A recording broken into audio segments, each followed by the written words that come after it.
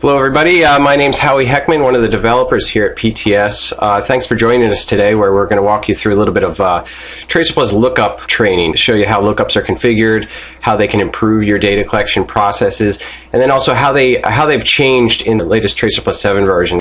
The lookup configuration and the feature set that's available for them has greatly improved based on user feedback or community feedback, and I'll be walking you through a little bit of that today. I'm going to jump over to TracerPlus Desktop. Okay, and I believe this is kind of the first walkthrough of version 7 that we're doing with the online webinar here. But first, before I start setting things up here, I'd just like to talk a little bit about why you'd set up lookups in TracerPlus. It's a very common feature, and a lot of people need it and require it for their mobile data collection processes. And what it really is used for is it brings the power out of the mobile device. So it allows you to fill out your form automatically based on some other barcode scan or maybe an RFID tag read, so that you can really, without having the mobile worker fill out the form with maybe information that you already have in your system, it allows you to display that information automatically based on maybe a barcode read or something like that, or maybe something they type in. It brings up information on the form automatically. And in almost all cases when you're configuring a lookup, you need to use at least 2 TracerPlus sessions. So the sessions are basically the TracerPlus mobile forms in order to get the lookups to work. So when you're using 2 sessions, usually the first one would be the TracerPlus session or form that the mobile worker is using for their data collection. So they're going out in the field, maybe they're doing an asset audit, they're scanning the asset tags and maybe filling out information automatically on that form with based on that asset tag that they scanned. That's kind of the first form that makes up the lookup. The second is kind of a background session. It's really just used as a place to store the information about all of the items that you're trying to look up. So in the case of an asset audit, it would be some type of asset list, so that you can grab that information, and the correct information, and display it to the end user on the form. So in most cases, it's at least 2 sessions. It could be more. You could have a session for looking up items. You can have a session for looking up customers. In each different scenario like that, you'd want to add another background session where all of that information is being stored. So that's kind of the idea behind a lookup. And the lookup is what actually is performing that retrieval of information from another session to display it on the current form where the worker's out in the field using. Okay, so I'm going to go ahead and set up today for the webinar a simple inspection application that'll kind of show you this and show you how you'd configure this and how it is applied to the new TracerPlus 7.0 features. Okay, so the first thing I'm going to do is in TracerPlus Desktop here on the home screen, I'm just going to start by adding or creating a new project, and then I'm going to go ahead and add my 2 sessions that I want to use for this project. Okay, so I'm just going to click this Create Session button twice. The project, I'm going to go ahead, maybe name something like Lookup Training.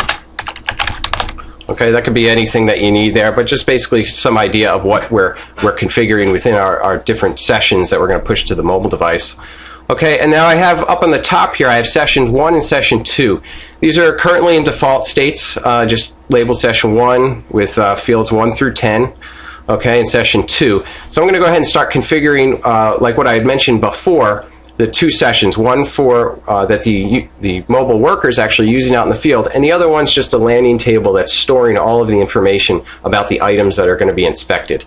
So I'm actually going to start in session 2 here, and I'm going to name this one maybe the item list. Okay, so this is the session again that's containing all of the items that can possibly be displayed on the other inspection form. Okay, so I'm going to name it item list. I'm going to go ahead and add some fields of information here about the items. So we'll start maybe with the item ID, description, okay, condition, needs repair. Okay, and since we can now look up any field type in version 7, which I'll get into in a minute, I'm going to add an image to this session here. And then the last field I'm going to add for our item list is the last inspection, so we can keep track of the last inspection date of this particular item. Okay, so now I'm going to go ahead and remove these other fields.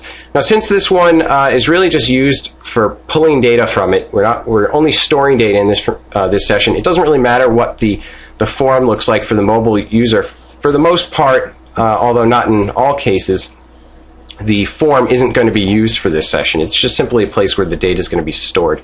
So I'm just going to go ahead and maybe create a default form for this session, just in case maybe somebody wants to add something new on the PDA when out in the field.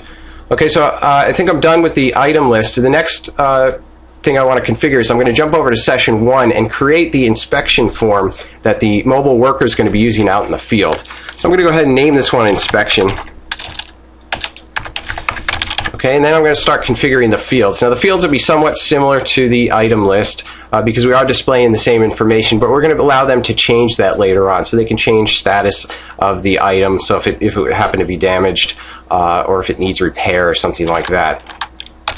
So I'm going to go ahead and add an item ID because we're going to need a field that we're going to scan the item into in order to populate the rest of the form. So I'm going to add an item ID field. We'll put the description here. The condition, okay, the needs repair checkbox in this case. I'll get back to that in a second. We'll do an image here as well. We're going to display that to the end user. The last inspection date, we'll want to display that on the form as well. Okay, for field 7, we're going to do a current date and time, and we're going to use this one so that when we finish the inspection, it's going to update the last inspection with the current date and time that the inspection was performed. So we're going to add that field here, and then in field 8 we're going to use another field that's going to push this date time, and I'll get into how this is configured in a minute, but it's going to push the new date time back to the item list so that we update the item list with the new last inspection date and time. Okay, and the last field I think I'm going to add here is just maybe a comments for an inspection type application. You may want to just fill out some additional information about the inspection. Okay, and I'll just remove this field 10 here. Okay, so now I have my first inspection form, except everything's kind of set in a default state. So if you actually jump over to the form designer, you'll notice everything's a text field.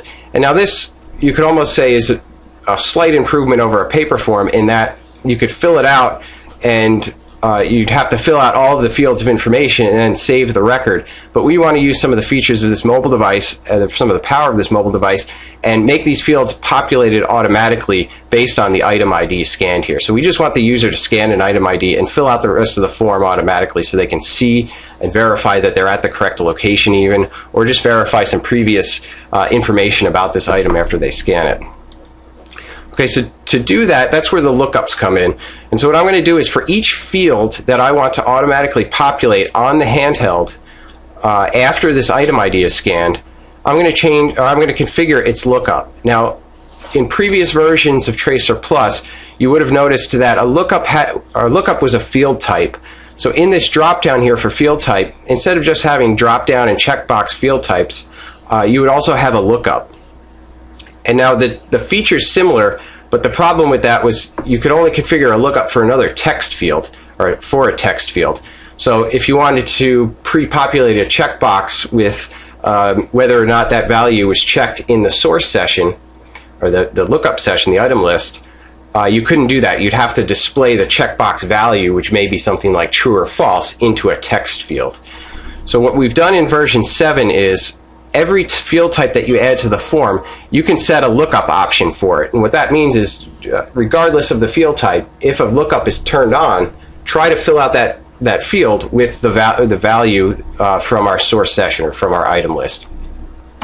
Okay, so for what I'm going to do with the description, I'm going to actually set it up similar to a version 6 in that I'm just going to leave it as a text field, but I'm going to turn on the lookup for this. Okay, once I turn on the lookup, I configure where that data is coming from in the item list, or where that data is coming from when I scan an item ID. So what I'm going to do is I'm going to change the source session to be the item list, because that's where the data is coming from. And now I need a way of finding the correct item in the item list. So what I'm going to do is set up a relationship between the two sessions. And the relationship in this case, which is very simple, is just going to be the item ID to the item ID. So we're matching up item IDs between the inspection session where the mobile worker is scanning that value, and then the pre-populated item ID in our item list. So I'm just going to hit OK there. Now just to note, there's a couple of things here. You can add multiple relationships. So if your item ID was only unique based on location or something like that, you could actually add another relationship so that you can look up not only on item ID but also location. So if it required uniqueness between two fields, you could configure that here. You can also set an OR type lookup, and this is useful for cases where maybe you're scanning in an asset tracking type scenario. You want to be able to scan either the asset tag or a serial number on that asset and still find the information. You may use something like an OR lookup here, where it doesn't matter which barcode on the back of that device you scan, it'll still find the information from the asset list. Okay, so I've selected my item ID. The trigger field is just going to remain the same. I want to trigger this lookup when I scan my item ID, so that's going to stay the same. Usually you don't have to change that value. It'll usually just be the last relationship that you set up in this grid. Okay, and then down here below is what we want to display to the user when this item ID is found in the item list. Generally, this is just going to be the selected field that you want. So in our case, it's going to be, if we want to display the description in this field, we're going to select the source field of description. Okay, but just to note, you can also return a static value. So if you want to just put something in the field like item was found, or just some static value that you want to populate in the field, then you can do that here by selecting this checkbox. Okay, and then down below we have options for updating the source table. So if we happen to change the description in our inspection session, that description would then be pushed back to the item list, so it would be updated. Now, a description, usually that may not be the case, but if you wanted to do something like condition, you could update the condition on the item when you push it back. Okay, so for this description field, I'm just going to add something like item not found. Okay, so that when the user scans an item, if it's not found in the item list, it'll actually display something in the field when that lookup fails. Okay, so now that's one lookup there. The next thing I want to do is actually go ahead and configure a couple other lookups, but in this case I'm going to change their field types. So for condition, now this is something you couldn't have done in the past. I'm going to actually change this condition to be a drop-down. So on the form, the user is presented with a drop-down where they can select the condition or the new condition of the item after they scan it. So I'm going to change its field type to be drop-down. I'm going to go ahead and add a couple of items to the drop-down. So this is what the user would be presented with. Okay, and then maybe needs repair or something. Let's just say broken, because I think I have a needs repair checkbox. Okay, so the user could be presented with a good, poor, or broken that they can select from the condition drop-down on the form. But now also what we want to do is this drop-down value can be pulled from the source session. Now this is something you couldn't do in the past because it was a drop-down, so you couldn't configure the lookup for it. So what I'm going to go ahead and do is for our drop-down now select enabled for the lookup. I'm going to select the same source session, the same relationship between the two, and then just change the field that we're displaying to the user when that item ID is found. So I'm going to just change it to condition. Okay, and in this case maybe we want to do something like update source. So if the user selects a new item from that drop-down, it gets posted back to the source session and updates the condition there. Okay, so I'm just going to go ahead configure some of these other ones. I'm going to configure a checkbox, and we're going to actually look up the checkbox. So this is new to version 6 as well. This is going to be pretty much the same lookup configuration. So we're just going to grab the needs repair value. Okay. Now this one's interesting here. An image, I'm going to actually go ahead and select this to be a field type of image. And instead of having to take maybe a picture or something from this inspection form, this can actually look up the image from the source table and display it to the user. So maybe they can see that they're at the correct location, that it's the correct item that they're trying to inspect. So just like the others, I'll configure this one to be the same, match the item IDs to display the image.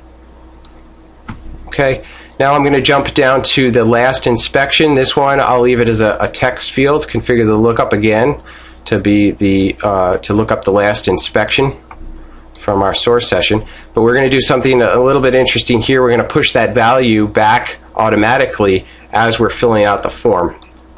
So this date time field I'm going to change to be a date time. So now when you open up the form, it's going to automatically fill out this field with the current date time, and then I'm going to use this update date time field to push that back to our source item list so that the next time somebody comes through to scan this item, it shows the last inspection date. Okay, so I'll go ahead for this one. I'm going to I want to change this to be a calculated field. All right, the calculated field is going to grab the value from our date time field and just add it to this text field, which is the update date time. Okay, and then I'm going to just configure the lookup to grab that last inspection. Okay, and I'm going to go ahead and update the source here. So the basic idea here is this date time field is being populated with the current date and time when you open the form and you do your inspection. This update field is actually doing a calculation. It's grabbing this date time and adding it to this field. So it's just going to populate this with basically a copy of that field. And then based on these lookup settings, it's going to wind up pushing back the new date time to our item list to update the last time that item was inspected. Okay, and the last field is just going to be comments. I'll just leave that as a text field there. But I think this is pretty much everything that I wanted to configure for our inspection form. Maybe I'll make the date time read only, maybe the update date time read only, and so on. But I think I have all of the fields set up just so you get an idea how lookups work and how you can configure any field type within TracerPlus now to be a lookup to grab its data from another session. The last thing I'm going to go ahead and do is jump over to our form designer. You'll notice it changed a little bit here. It took the field types of what I set over here. So things like an image, replace the text field with now a button so you can take a picture of the item. You can see the checkbox for needs repair, a drop down for condition, and so on. So the form is has a little more power to it, and it's not just a bunch of text fields that you're going to go ahead and fill out. So I'll just maybe change a couple of things here just to show you how you can customize the form. We'll change the tab here to be labeled as inspection. Maybe I'll remove some of these fields that the mobile worker doesn't necessarily need to see. Maybe the current date and time we'll remove. Okay, so I'm just going to delete some of these fields. I'll move the comments up here. Just move these around. You can take your time doing this. You can add a company logo or so on. Maybe I'll change the background color. Okay, but you have kind of complete control over what the form looks like. I'm going to shrink this checkbox down just so you don't see that label there when we're done. You can also remove that from the comment on the field. But see, you can kind of drag this around. Let me maybe do one more thing here, actually. Take this description. I'll do a left align of those controls, and then I'll align the widths just to clean what the form looks like a little bit.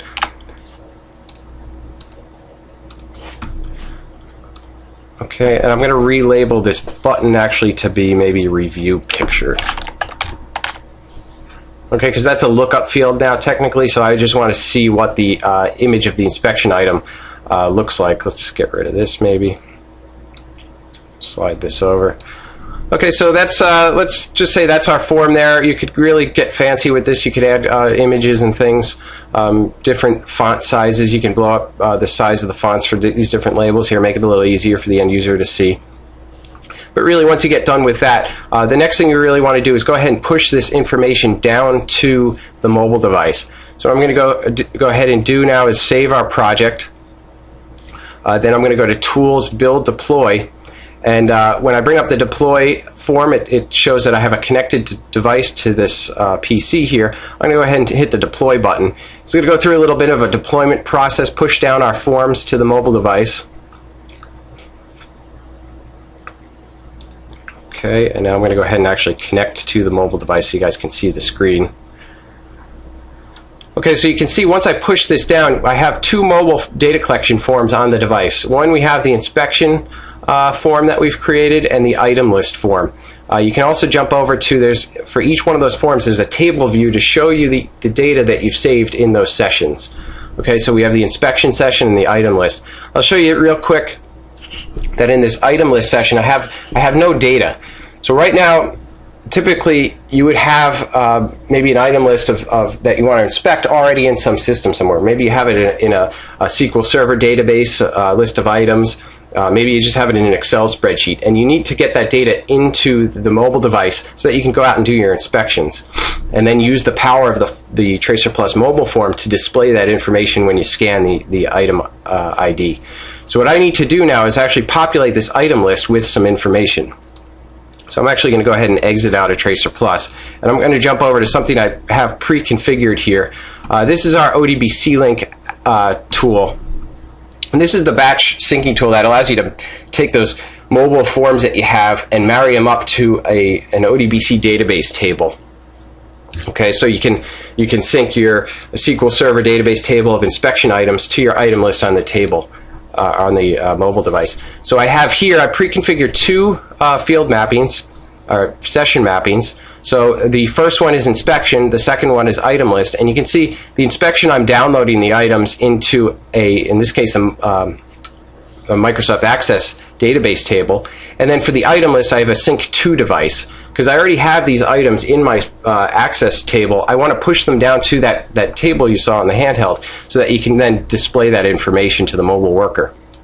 So before I do that, I'll actually show you in my item list here. I already have 4 items that we're going to do an inspection for. You can see here they include things like this generator, 440 volt switch, breaker, and so on. But I have this information here in an Access table, and I'm using this ODBC link tool to send the data to our TracerPlus item list on the mobile device. Okay, so what I'm going to do is actually jump over and just sync the item list now. Okay, that'll go ahead and push the information to the mobile device. And now I'm going to jump back over to our device that I'm sharing the screen of here. And I'm going to scroll back to TracerPlus 7. Okay, you can see the program list here. Click on it.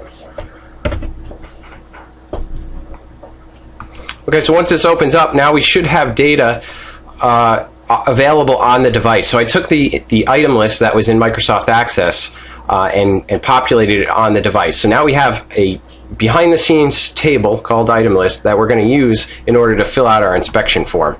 Okay, so now I'll show you this actually in action. I'm going to jump over to our inspection table or inspection form, and you're going to notice that it looks like our beautiful baby blue form here, and you can see that everything's similar to what we have on the, and looks like I clobbered my checkbox, but you can see everything that was available on the form here is now been placed on the device. The refresh button is used to refresh the lookup, and I didn't give myself enough space on the checkbox to display the checkbox value. Put the refresh lookup there.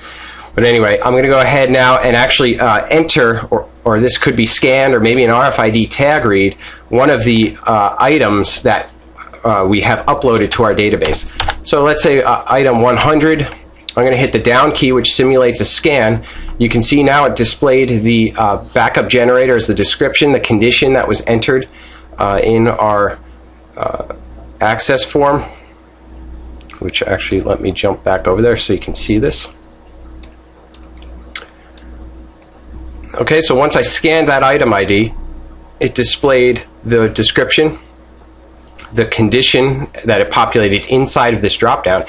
So again, remember in version 6, you couldn't populate the dropdown automatically from the other table or the other session. This would have to be a text box, and then if you wanted to add a dropdown to that item, you would have to set a separate field to be the dropdown, which you could then select the new value from. But now you can actually populate that from this lookup feature. Okay, and then the checkbox is hidden here, but it should be set to a false checkbox. I can redeploy in a second to show you that working. But if we want to go ahead now and actually review the picture that was taken so that the end user can review that they're at the correct location, they can also go ahead and take a picture here if they wanted to update that picture and post it back to the database table. Okay, so they can go ahead and finish their inspection information as they're going through, let's say, 300.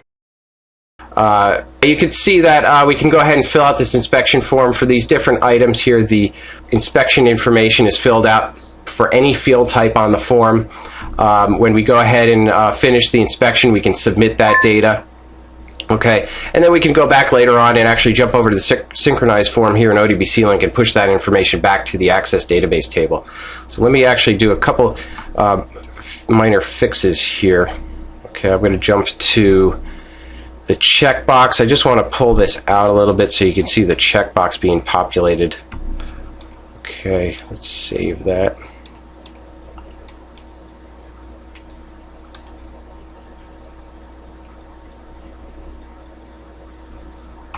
Okay, it's going to go through its deployment process. Okay, once that's done, it should automatically open up on the PDA. Click back on our inspection form here. Now you can see I still have the little bit of the label there, but if I type in one of the items that we have on our list here, and let me pick one that should have a true value. Okay, you can see here the last one, this transformer. I'm going to go ahead and scan that item. Okay, and you can see that checkbox there is filled out from our item list table. So that information is pulled from the table. It's something you previously couldn't do in version 6. It's new for version 7. So you can take any field type that you have on the form and display that information to the end user.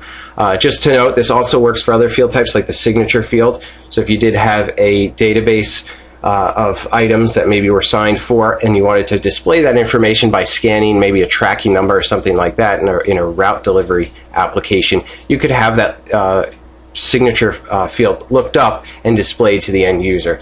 So it's not only limited to these ones that I showed you here, also lookups and the calculated fields as well.